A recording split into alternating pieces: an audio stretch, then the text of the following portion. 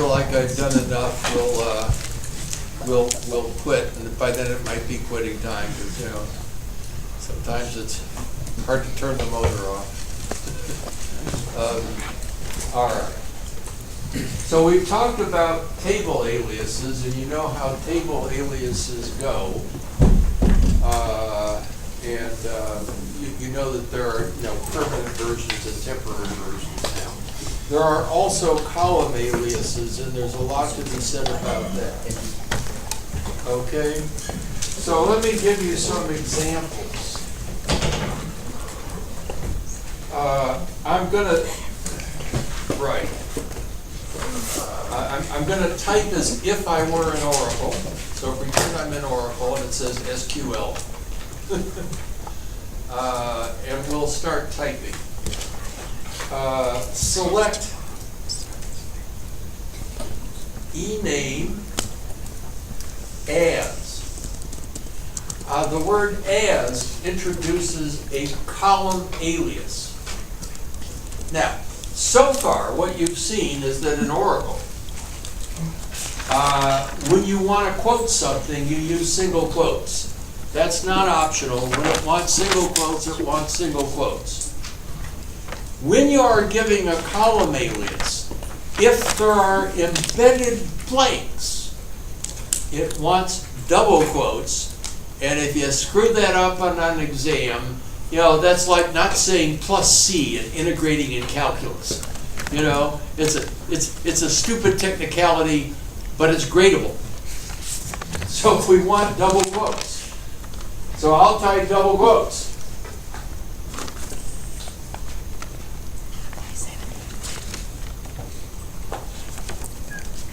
Now, let me explain.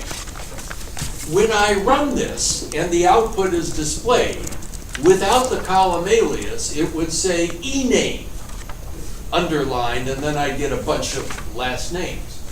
Here, I'm trying to make my display more self-descriptive. And ename is ambiguous, last name is more clear. Because last name has an embedded blank, I need the double quotes.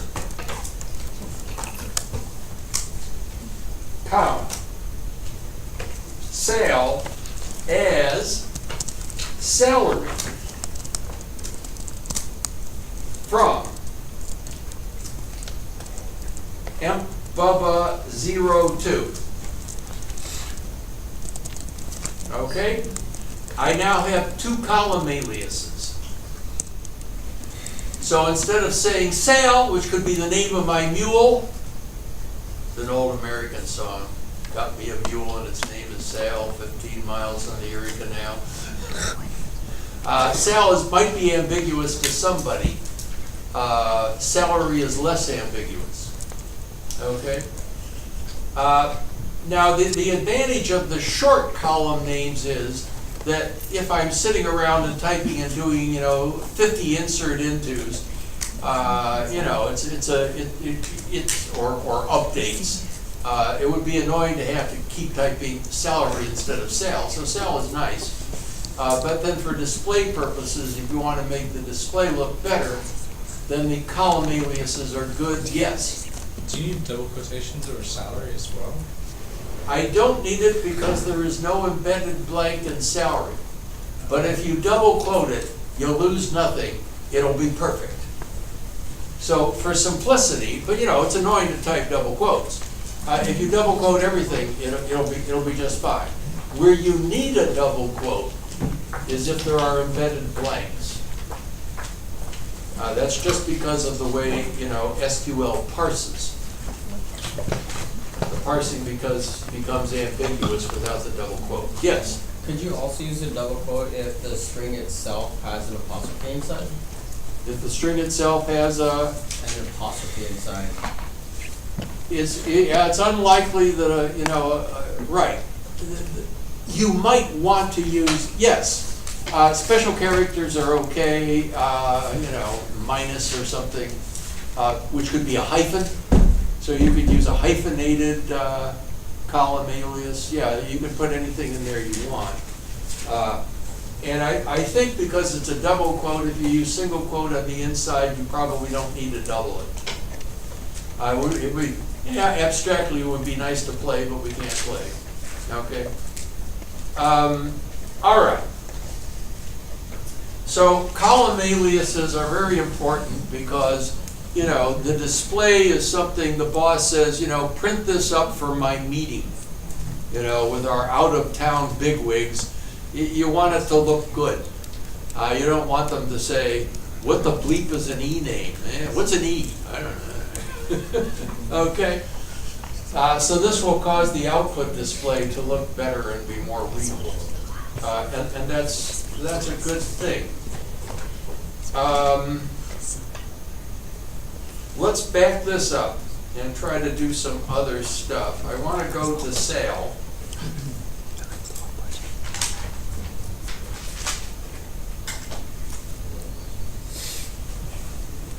Let's assume that our salaries are per year, because that's the way baseball salaries are usually stated. So if Mays is getting I think it's Rodriguez is getting $150,000, we could call that $150,000 a year. If I wanted to know his monthly salary, I could divide by 12, right? So if I divide by 12, then maybe salary is ambiguous. And then I could come over here and I could do double quote monthly salary. That's not a very good double quote. And then go over here and, come on.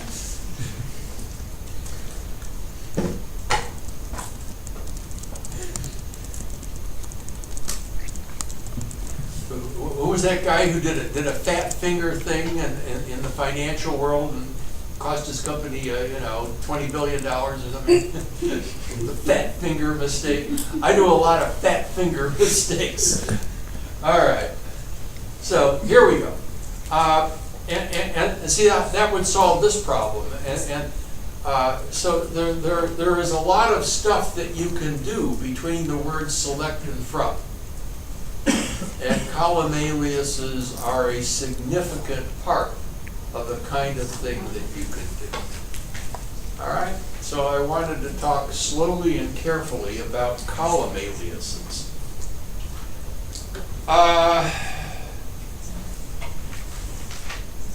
Okay.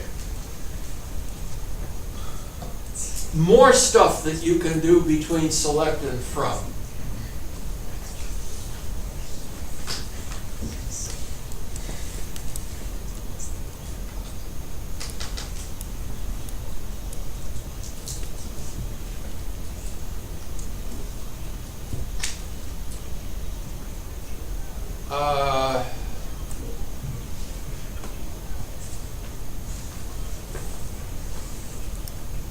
Let me mention this tonight. Suppose I did e-name as last name and incentives as incentives, so I don't need to write that. Incentives is a pretty clear word by itself. I don't think it needs a column alias. How many people have incentives? Remember? 4. Yeah, 4 people had incentives. They were something like 4,000, 6,000, 8,000, 12,000. I don't remember for sure. All right, but there were 4 people with incentives. So I'm going to get, out of 15 names, 11 names where we just have their last name and no other data. And the boss might say, oh, don't these people have any incentive? What's wrong with this organization? And the answer is yes, but in $0, and then you explain to the boss, that means we don't have to pay them more if they do well. And then the boss says, oh, good. But in the meantime, we would like to see zeros instead of blanks.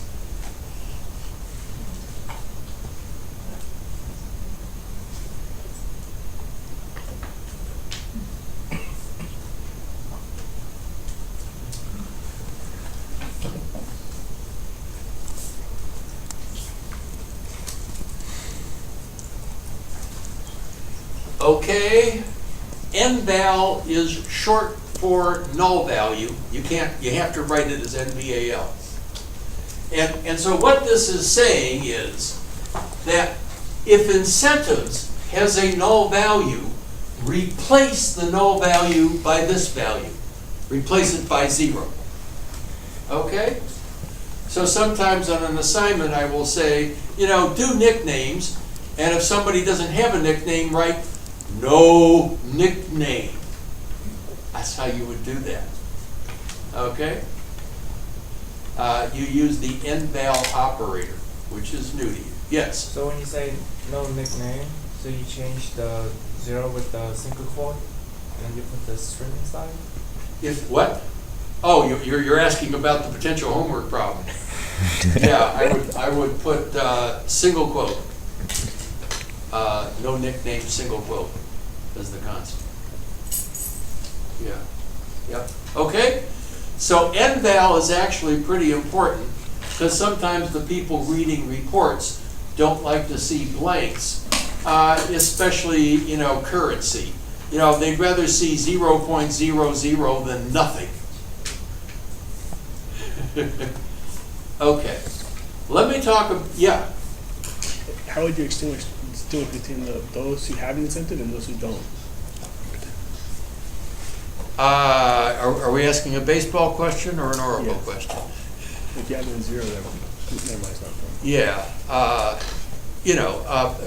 From an intuitive point of view, a null incentive, a null value is the incentive, which is what you guys were typing, is to be interpreted as $0.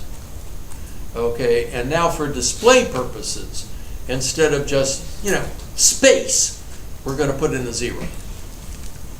So this would show up as a 0. All right, NVAL is good. I might ask this on the quiz because you're vulnerable for the preceding week, so you should know NVAL. Yeah, sooner I stop, the happier you're going to be, huh? Let me discuss another version of this concept of the NVAL concept.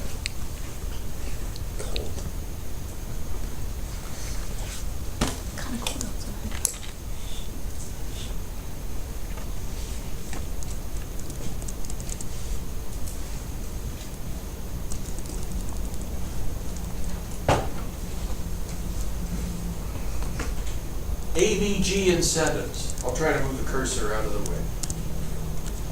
There's a semicolon on the end. I might as well go stick it in there. AVG is an example of something called a group function. I can't write anywhere except, I could write here, but that doesn't seem nice. GROUP, group, not GROPE. Group function. And there aren't very many of them. There are only 5 group functions that you can use to modify a column. AVG is one. Another one is SUM. SUM will give you the sum of all of the values in a column. You typically don't use this with, last name. So, if I were going to do this and use the AVG thing, I would get rid of that. The question the boss asked me on the way to lunch was, what's our maximum possible liability for incentives if all the incentivized player have a good year? What's the bottom line maximum cost for that? So I want to sum up the incentives. Now, he's probably not going to want to know the average incentive, but you never know. Bosses are strange. But I'm sticking with average, and I have a reason for sticking with average. Normally, this would probably be sum. The other 3 group functions are max, M-A-X, min, M-I-N, and count, C-O-U-N-T, since I don't have any place to write. The 5 group functions: sum, average, maximum, minimum, and count. Count is basically the total number of rows. Count is the only one that you can apply to the parameter star. If I say select count star from mBubba 02, the output will be 15, because there are 15 rows in mBubba 02. So count is a group function that you can apply to star, and it's the only one. But it's very common to apply it to star, because if you just want to know how many rows there are, why confuse people by saying incentives? And then incentives is confusing anyway. Do I count the nulls? Do I not count the nulls? Or if two people are making 85,000, do they count as one? Do they count as two? All right. Well, if you had access to Oracle, you could play and you could answer those questions. We're going to leave them unanswered. Here's the deal. When I take average, what's the denominator? Let's say it's 4,000, 6,000, 8,000, 12,000. Okay? I think that's a total of 30. Just offhand. All right. So, for the average, do I divide 30 by 15 and get 2,000? Or do I divide 30 by 4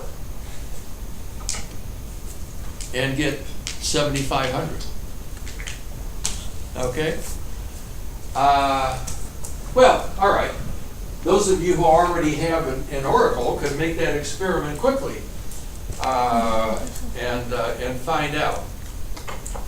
But it turns out that nulls are for average purposes counted as zeros, so you would get 30,000 even if you had all nulls, even if you had 11 nulls like we do.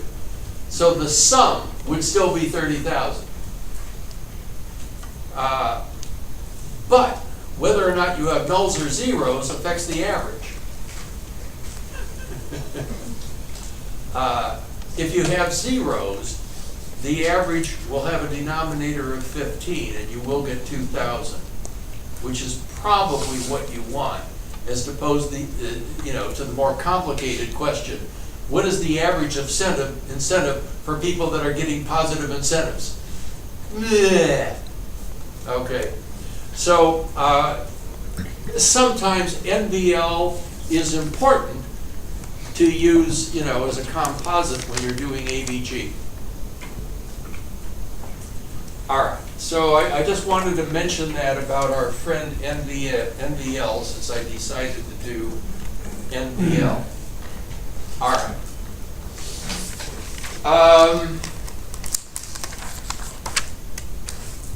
Okay.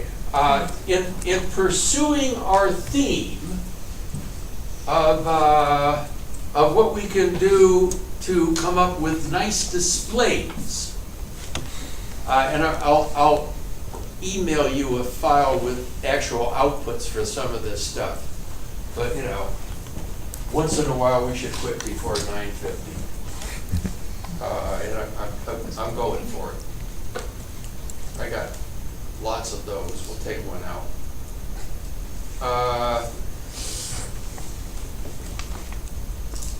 We're going to get rid of all this incentive stuff. No incentives for us.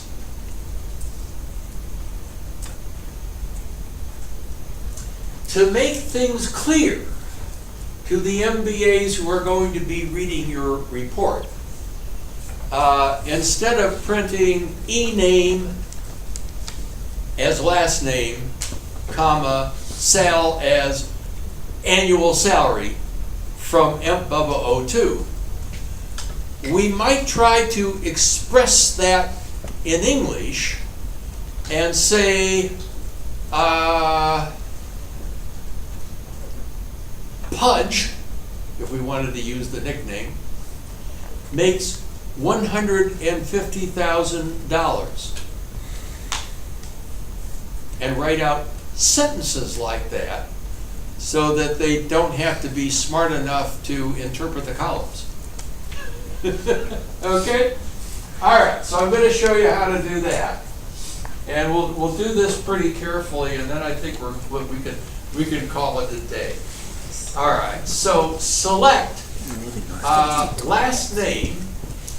No, e-name is last name.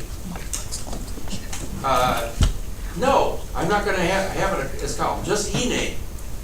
E-name. Now, there is actually a function called CONCAT, just like there's a function called SUM and a function called ACOS, arc cosine. All right? CONCAT is the name of a function that does concatenation. Takes two operands. I don't like it much. Okay? And there's a device that enables us not to use that. And the device goes like this. Two vertical bars. Two vertical bars, as is true in certain programming languages, means concatenate. It's not just SQL that does this, okay? So we're going to go with two vertical bars, and this time we can use single quotes. Makes space, M-A-K-E-S, because we need a space on each end. Okay? Now, I don't need a space here. I'm just doing this to make the code more readable. And then another concat. And then I can do sal. And then I can do another one. Concat. And then I can do dollars.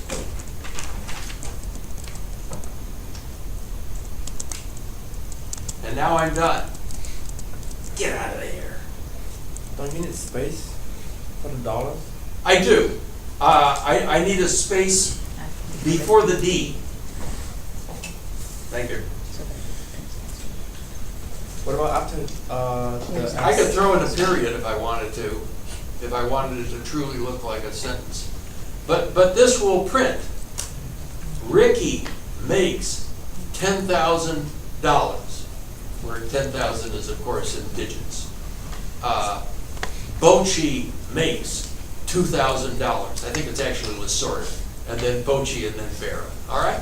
And it'll go through all the players. You'll get 15 rows, each of the form last name makes his salary dollars.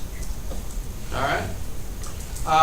That's a nice thing to be able to do sometimes, so that you can clarify the relationship between columns. All right? Or clarify what the columns mean. You know, we're not paying them in euros or rupees. Yeah? We're going to pay them in dollars. All right. Okay, and this will look right. It will say Ricky, one space, makes, one space, 10,000, one space, dollars. All right? So, and this is another thing I'd be willing to ask you on Thursday. So one of the things I can do on Thursday is I can give you an output and say produce it. Yeah, there are a lot of ways I can go with the questions. So some questions on Thursday will be write SQL to do something, but you haven't had to do much of that as an assignment. You're just done create tables and insert intos. I've got to keep it pretty gentle, you know. But relational algebra, relational calculus, if I'm in a bad mood, I could ask some of that, and I'd probably be in a bad enough mood to ask some of it. Okay? You ought to at least remember the bow tie and the sigma and the pi. All right. Are there any questions about this? It would be nice if I could show you the output, but you know, I told you exactly what it will look like, so that should be good enough. That double bar for